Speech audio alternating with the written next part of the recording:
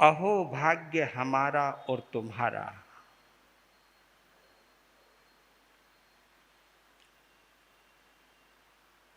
कि महावीर की कथा सुनाने का और सुनने का हमको ये देव दुर्लभ अवसर प्राप्त हुआ है।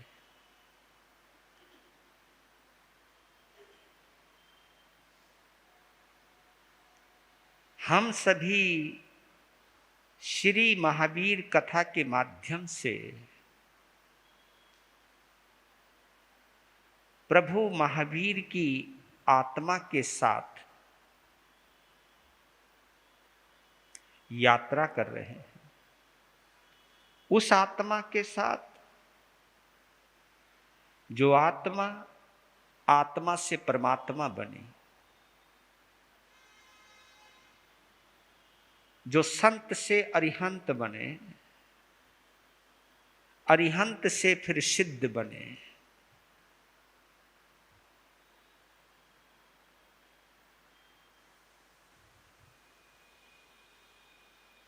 हमने अपने जीवन में पता नहीं कितने जनों से संबंध बनाए हैं, रिश्ते जोड़े हैं, लेकिन ये जो रिश्ता है ये एक ऐसा रिश्ता है, अगर आत्मा से जुड़ जाए ना ये रिश्ता, तो ये रिश्ता हमें भी परमात्मा बना सकता है। ये वो रिश्ता है।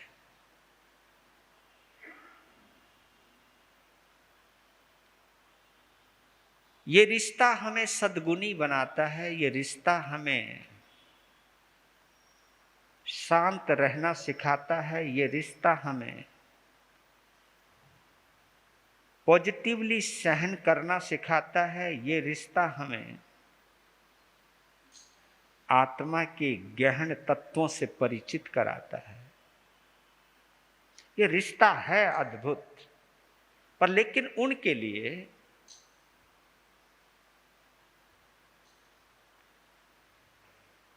जिनको सुनते सुनते महावीर नजर आने लगे, जिनको सुनते सुनते अपनी खामियां, अपनी कमियां और अपनी खूबियां दोनों को हम देखने योग्य बनते हैं, ये यात्रा उनके लिए महत्वपूर्ण है। क्योंकि जो कमियों को जानता है वो खूबियों को भी जान सकता है। जो खामियों को जानता है वो खामियों को दूर करने का प्रयत्न कर सकता है। और खामियों को, कमियों को दूर करने का प्रयत्न ही तो साधना है, यही तो आराधना है, यही तो आत्मा की उपासना है, यही तो परमात्मा से निकटता है, यही तो परमात्मा के साथ गलबाहियां जिसको बोलते हैं, यही तो मेल है। ये जितना गहन होता जाएगा उतना आनंद आता जाएगा, उतना अहोभाव पैदा होगा। और अहोभाव के पलों में हम वंदन करेंगे, क्योंकि आपको जोड़े रखने के लिए उन भवों की यात्रा करानी जरूर थी। इसलिए आज गीत थोड़ा लंबा रख दिया ताकि सब कनेक्ट हो गए।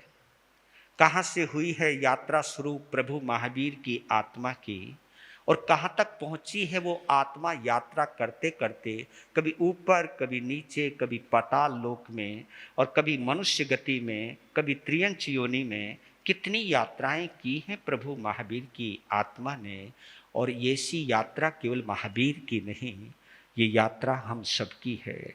उनकी तो यात्रा समाप्त भी हो गई, लेकिन अभी तो हमारी आत्मा गतिमान है।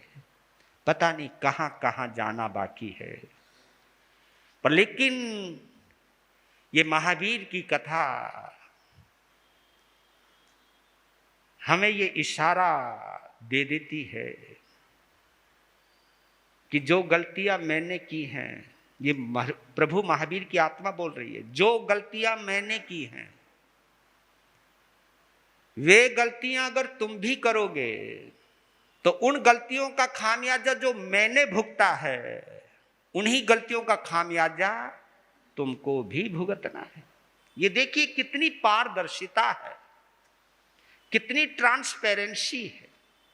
महावीर की कथा, महावीर की आत्मा हम सबको सावध भी करती है, सजग भी करती है, चेतावनी भी देती है कि जो गलतियां मैंने की हैं तुम मत कीजिए। मैंने तो उन गलतियों से किसी तरह पार पा लिया, तुम भी तो पाने का प्रयास करो। तुम काहे को भटक रहे हो?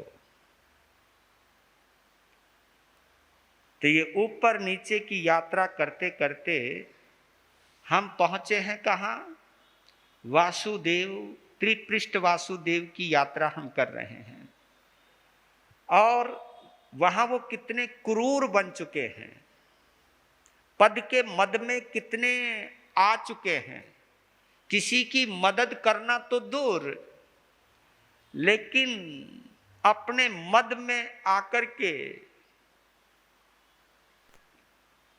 लाचार को और भी लाचार बना दिया, मजबूर को और भी मजबूर बना दिया।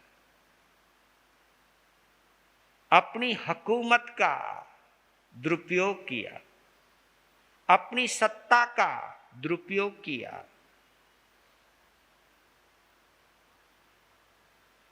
शुरुआत तो उन्होंने अभेदान से करी थी, अपनी प्रजा को सुरक्षित करने के लिए की थी। लेकिन कहते हैं अच्छा करने की जिद होनी अच्छी बात है, लेकिन अपने को ही अच्छा मानने की जो जिद है, ये सबसे गंदी जिद है। किसी का अच्छा करने की जिद एक अच्छी बात है, लेकिन अपने को ही अच्छा मानना ये सबसे गंदी जिद है। क्योंकि जो व्यक्ति अपने को ही अच्छा मानता है, इसका मतलब पक्की बात हो गई कि वो दूसरे को बुरा मानता है, दूसरे को छोटा मानता है। जो अपने आप को ऊंचा मानता है तो निश्चित है वो दूसरे को नीचा मानता है। क्योंकि किसी को नीचा माने बिना हम अपने आप को ऊंचा नहीं मान सकते। अगर हम ऊंचा मानते हैं अपने आप को, तो किसी को नीचा मानना ही पड़ेगा। इसलिए महावीर ने ना बात ऊंचाई की है, ना बात नीचाई की है। महावीर ने बात समानता की है, समानता की बात, समभाव की है। ये महावीर की साधना का मूल मंत्र है। कभी कभी आप लोग भी गफलत में आ जाते हो, कभी कभी हम लोग भी गफलत में आ जाते हैं। गफलत ही है, क्योंकि जिसकी साधना समभाव की हो, वो विषम भाव और भेदभाव में जा नहीं सकता। विषम भाव और भेदभाव में जाने वाला कभी समभाव की साधना कर नहीं सकता। और जब तक हम समभाव की साधना नहीं करेंगे, समभाव का मतलब क्या? कि आत्मा को आत्मा के समान मानना, सामने वाले को अपने समान मानना। और समान मानना ही नहीं, बल्कि उसके प्रति मैत्री भाव रखना। यह संदेश प्रभु महावीर का, और यह जैन धर्म का सार है, निचोड़ है।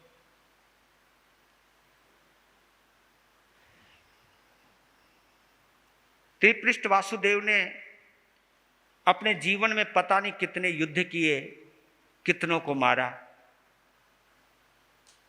कितने भोगासक्त रहे, कितना इंद्रियों की मनमर्जी करी, इंद्रियों का पोषण किया। जो मन में आया वो किया, जो आंखों को अच्छा लगा वो किया, जो कानों को अच्छा लगा वो किया, जो खाने में अच्छा लगा वो खाया, जो छूने में अच्छा लगा वो छुआ। यानी पूरा भरपूर भोगों का उपयोग किया। और उसके साथ रहते रहते उन्होंने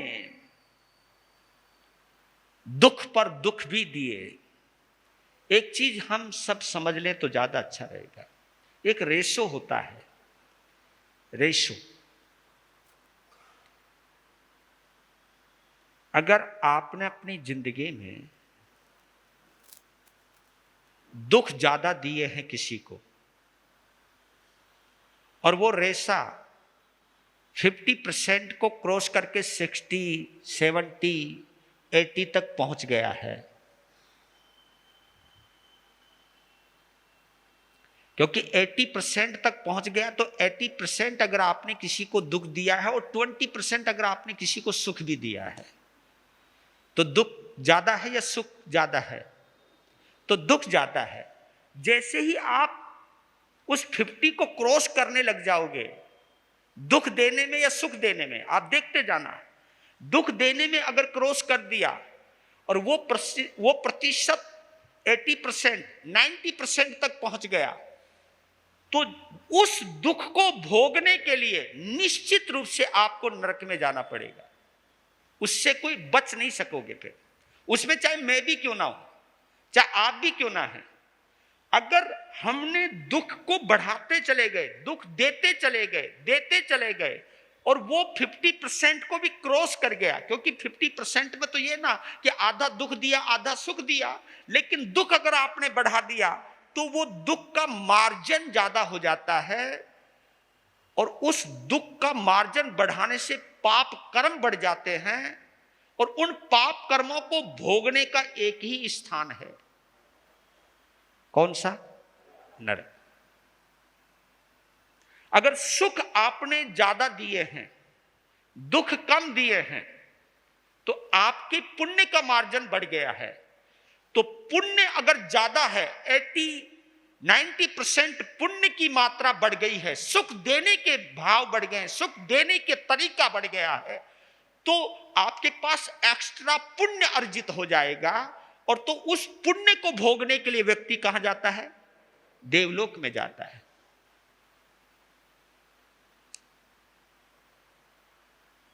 । 50% पर आपको त्रियंश गति मिलती है,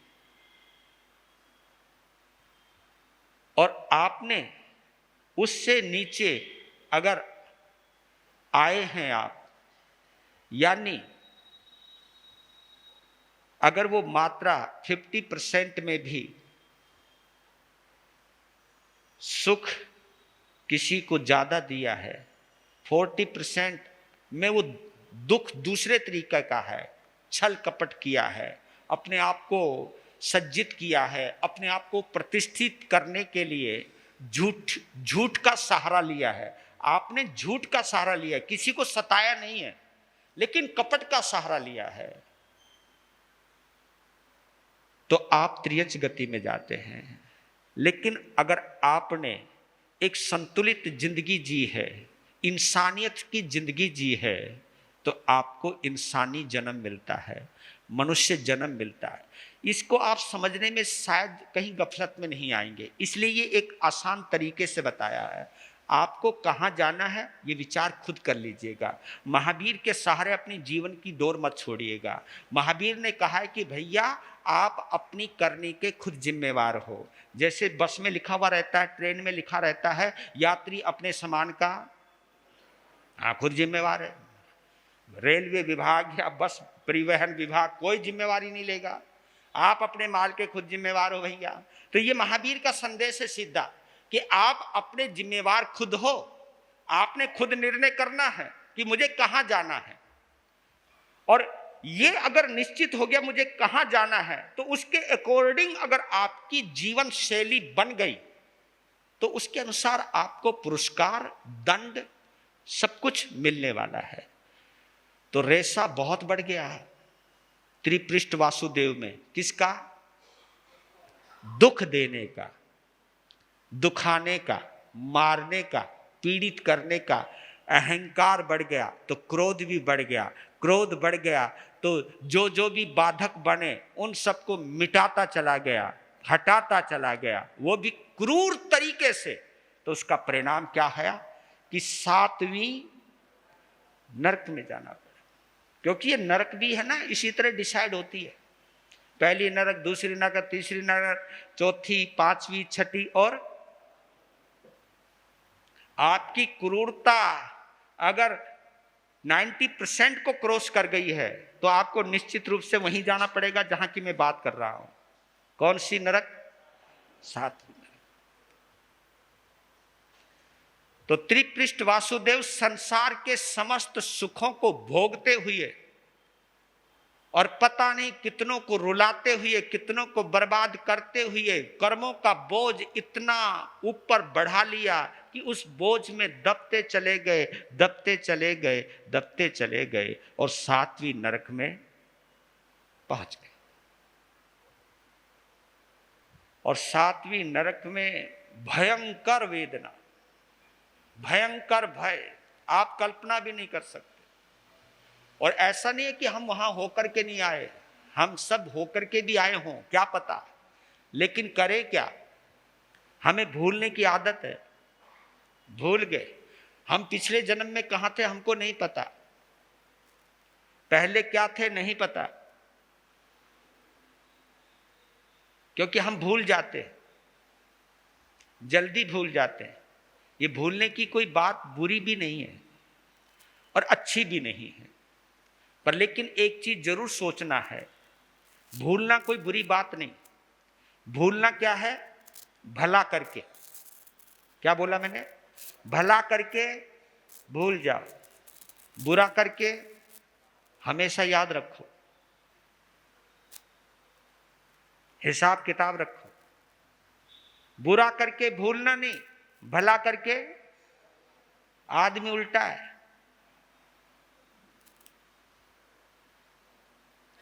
तो ये जो उल्टापन है ना, इस उल्टे को सीधा करना है, यही तो साधना है।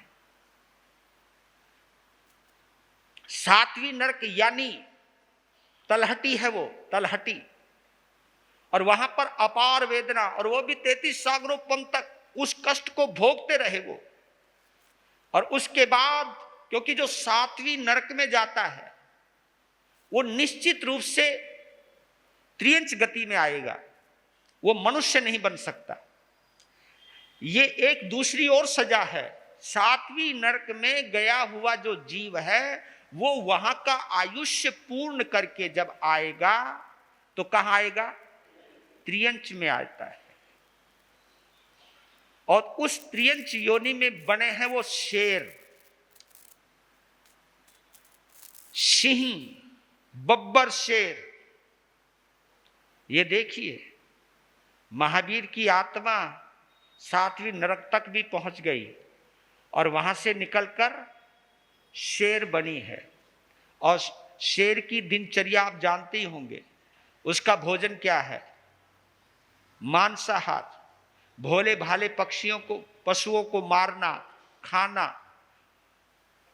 उनको निचोड़ना, उनका खून पीना, यही उनका आहार है। और देखो कितनी बड़ी विडंबना है अगर आप सोचो तो। जिस महावीर की आत्मा ने नए सार के भव में गीली लकड़ियां नहीं काटी, उनका नियम था गीली लकड़ियां नहीं काटूंगा, जो वृक्ष हरे भरे हैं मैं उनको नहीं काटूंगा, जो वृक्ष सूख गए हैं उनको ही काटूंगा, एक मर्यादा बांधी हुई थी। नए सार के भव में महावीर की आत्मा ने गीले वृक्ष नहीं काटे, हरे वृक्ष नहीं काटे, और वही महावीर की आत्मा शेर के भव में जिंदा पशुओं को खाकर के भूख मिटा रही है ना विडंबना। यह है उतार और चढ़ाव। बहुत क्रूर सिंह है वो, आंखें लाल हैं, और जिस शिकार पर एक बार नजर डाल देता है वो बच नहीं सकता। मन में सोच लिया ना, संकल्प कर लिया, इसको मैंने अपना आहार बनाना है, इसको मैंने अपना शिकार बनाना है, तो फिर वो बच नहीं सकता। संकल्प के साथ हिंसा करता है वो।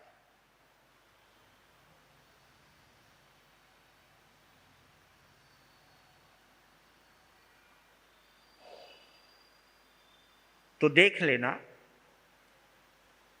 10वें कालिक सूत्र में हम सबको समझाने के लिए 2 पंक्तियां आती हैं।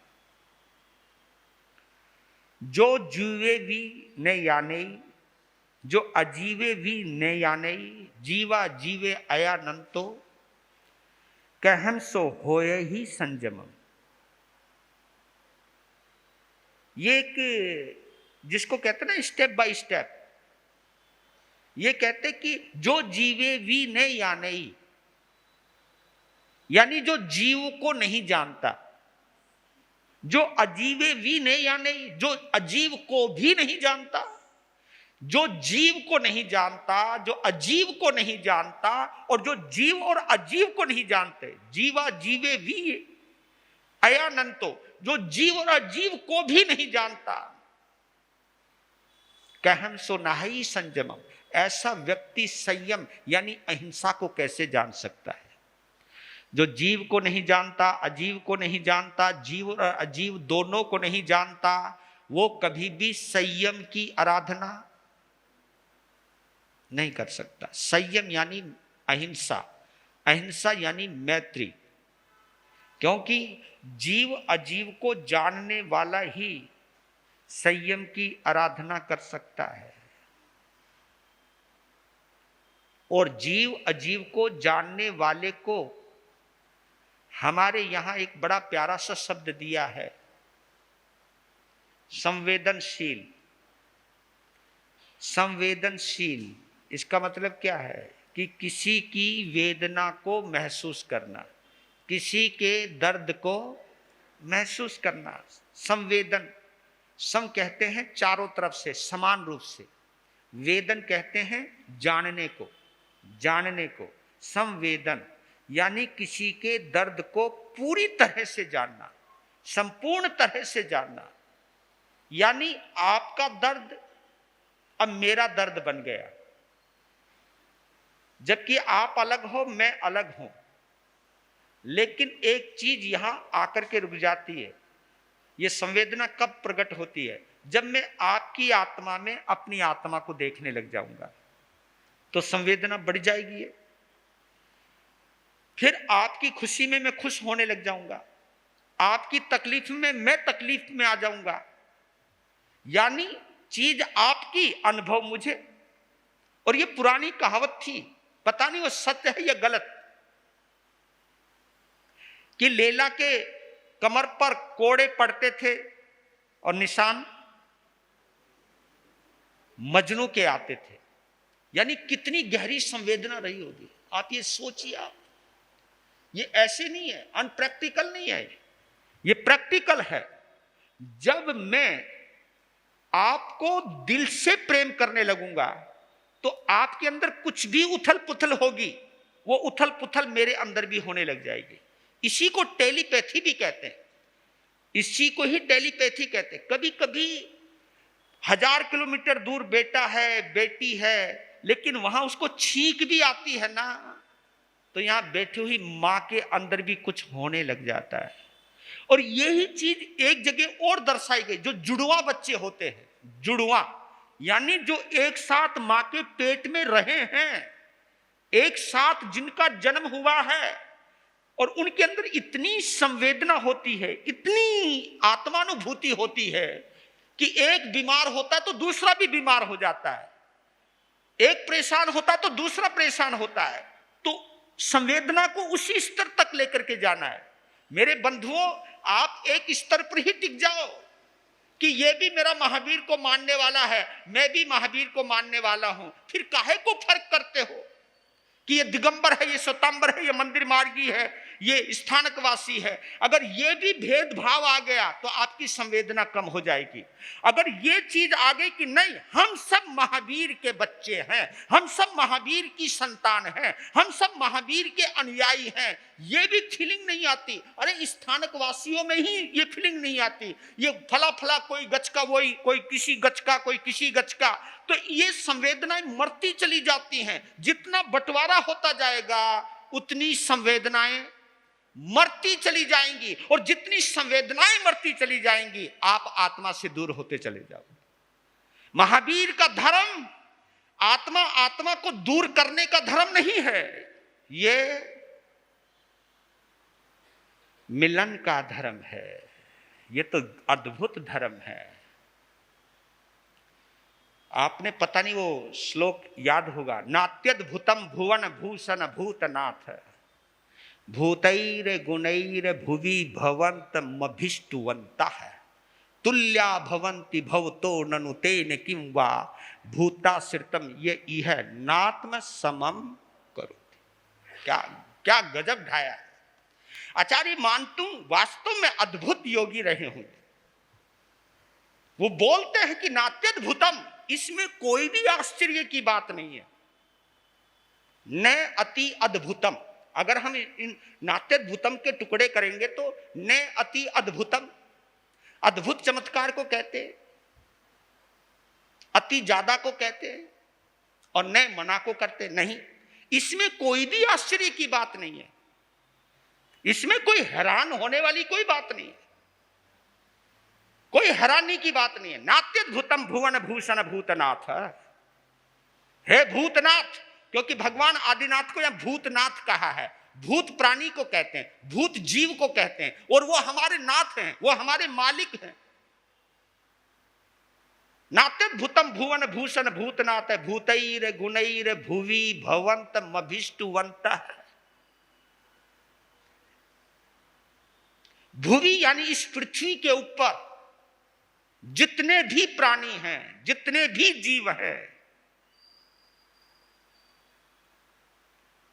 जिसका कनेक्शन आपके साथ जुड़ गया, ये शर्त लगा दी है।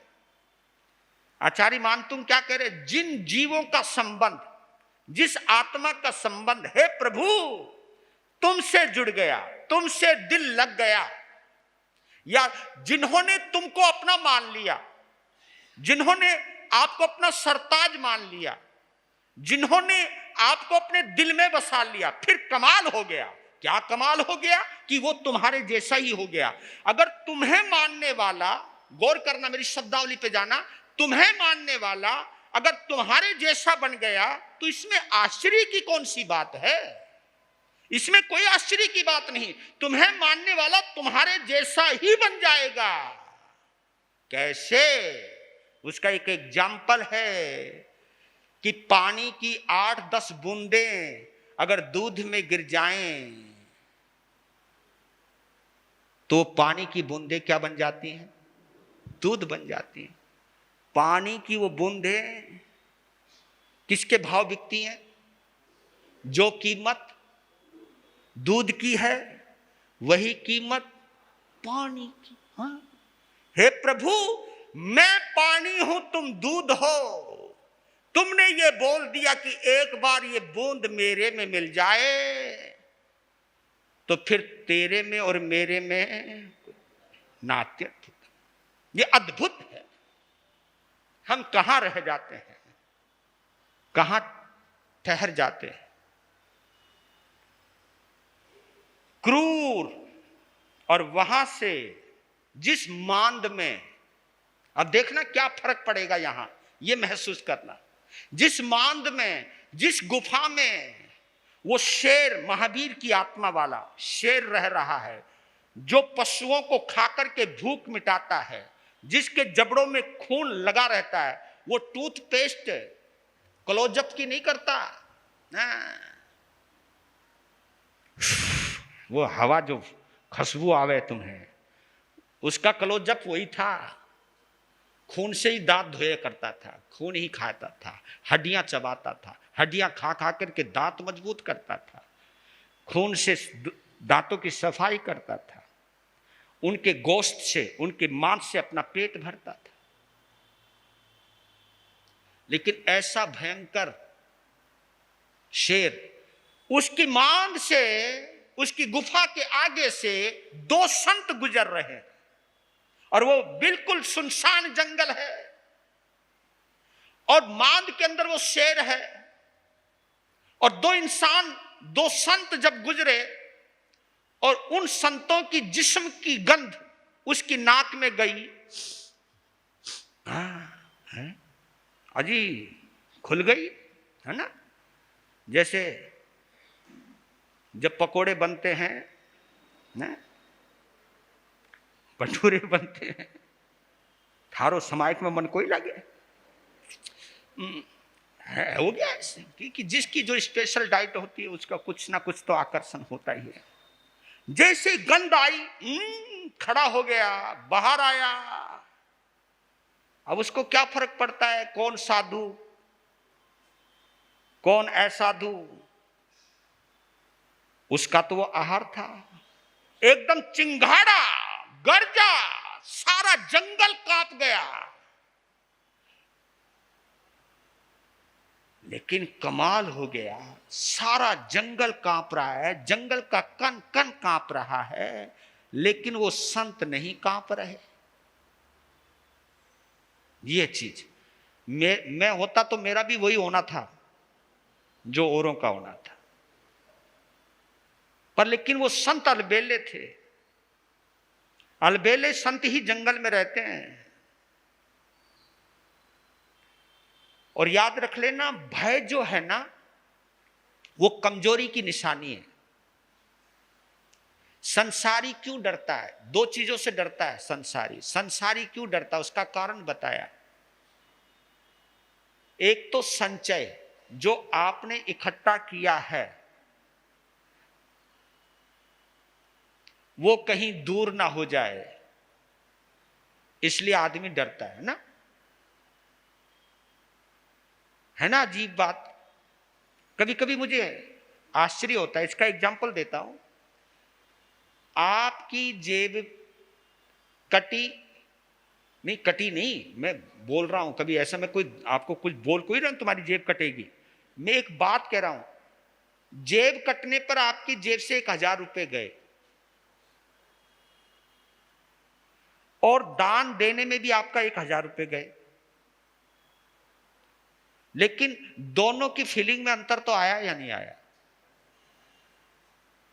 जेब कटने पर जो पैसा गया है वो आपकी मर्जी के बिना गया है,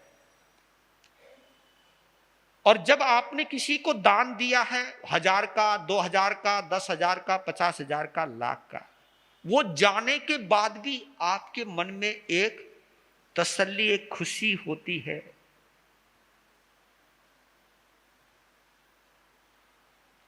संत क्यों नहीं डरते? क्योंकि उनको भय नहीं है।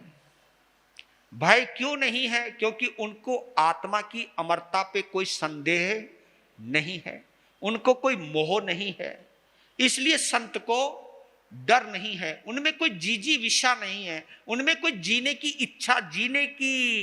इच्छा नहीं होती है। ना मरने की इच्छा होती है, ना जीने की इच्छा होती है, क्योंकि दोनों इच्छाएं नहीं है। पर इस चीज का ज्ञान उस शेर को नहीं है। वो तो एकदम चिंगाड़ा और उनके ऊपर लपका, जैसे आखिरी छलांग भरने वाला ही था, छलांग भरने ही वाला था। तुरंत दोनों मुनिराजों ने कहा, हे वनराज शांत हो जाओ, शांत हो जाओ, शांत हो जाओ। और कमाल हो गया, ये शब्द क्या निकले।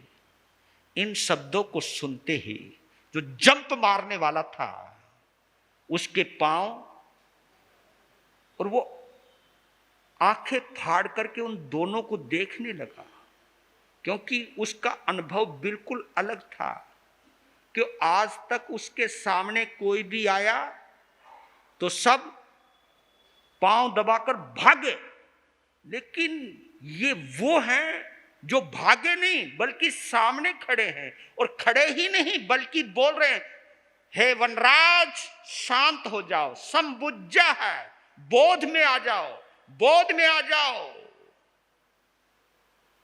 तुम्हें पता है कि तुम कौन हो? तुम तारण तिरण आत्मा हो, तुमने बहुत बड़ा मुकाम पाना है, तुम बहुत बड़ी साधना करके आए हो, और तुम इस जन्म में क्यों आए हो जानते हो? संबुज्जा है, बोध में आओ वनराज, बोध में आओ, समझ जाओ। इस हिंसा से तुम वहां नहीं पहुंच पाओगे जहां पहुंचने के लिए तुमने यात्रा शुरू की है। संबुज्जा है, और कहते हैं उन संतों की ये शब्दावली ने वो काम किया जैसे जलती हुई आग पर घड़ों पानी उड़ेल दिया हो। पानी उड़ेलने से क्या होता है? आग शांत हो जाती है। और यही आप लोगों को कह देना चाहता हूं, अपने आप को भी मैं समझा लेना चाहता हूं, जहां भी तुम शांत हो गए वहां तीसरा नेत्र खुल जाता है, विवेक। क्योंकि आदमी डर के मारे, क्रोध के मारे गलतियां करता है, और जब व्यक्ति शांत होता है तो इसका मतलब ना तो उसमें डर है और ना ही उसमें क्रोध है, ना कोई आवेश है, वो बिल्कुल कूल माइंड है, शांत दिमाग है। संतों को देखा, वाणी को देखा, उनके प्रवचन को महसूस किया, उनकी निश्चिंतता को देखा, और वो जबकि त्रियंच का ज्ञान बड़ा कम होता है लेकिन संतों का प्रभाव था। देखता रहा, देखता रहा, देखता रहा, देखता रहा। संतों के सानिध्य में एक चमत्कार हो गया कि शेर को भी जाति स्मरण ज्ञान हो गया। जैसे ही जाति स्मरण ज्ञान हुआ, पुरानी झलकियां उसे मिलने लगी कि मैं कहां था और मैं कहां से आया और मैं अब कहां जाने की तैयारी कर रहा हूं। यही तो तीन चीजें आनी चाहिए, कहां से आया, क्या कर रहा हूं और फिर कहां जाऊंगा मैं। ये तीन बातें जैसी समझ में आई, शेर अपने घुटनों के बल बैठ गया। जो छलांग मारने वाला था शांत हो गया, संतों को देखने लगा।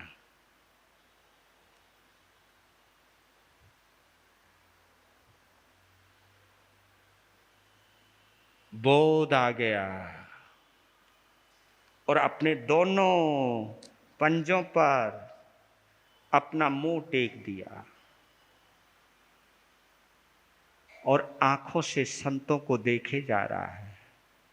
आंखें बंद की, अंदर संकल्प किया और उस संकल्प को संतों ने भी महसूस किया और संतों ने कहा अप्पाना, यानी शेर ने शेर के भाव में एक संकल्प ले लिया कि मैं अब किसी भी जीव को मारूंगा नहीं। जो काम वासुदेव के भाव में नहीं कर पाया वो काम पशु योनि में उस शेर ने किया। संत चले गए, संत का काम हो गया।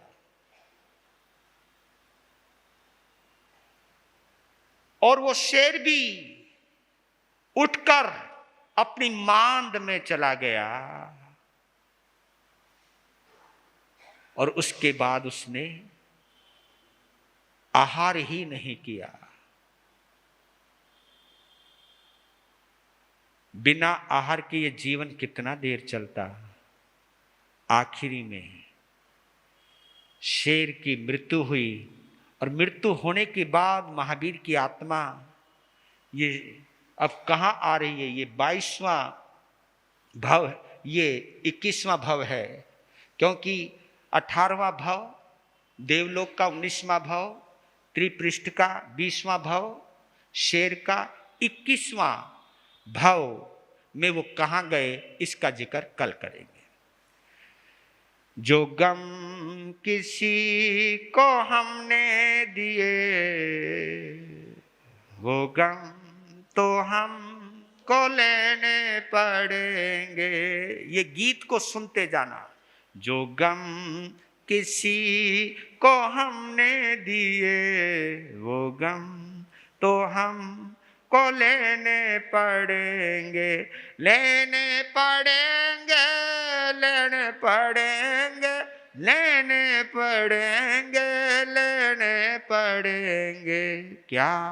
जो गम किसी को हमने दिए वो गम तो हमको लेने, भले का भला बुरे का बुरा नतीजा मिला करता है, करके बुरा और चाहे भला ये हरगिज नहीं हो सकता है। जो कार्य हमने ले लिए वो कर्ज तो हमको देने पड़ेंगे, लेने पड़ेंगे, लेने पड़ेंगे, लेने पड़ेंगे, लेने पड़ेंगे। क्या जो गम किसी को हमने दिए वो गम तो हम को लेने पड़ेंगे।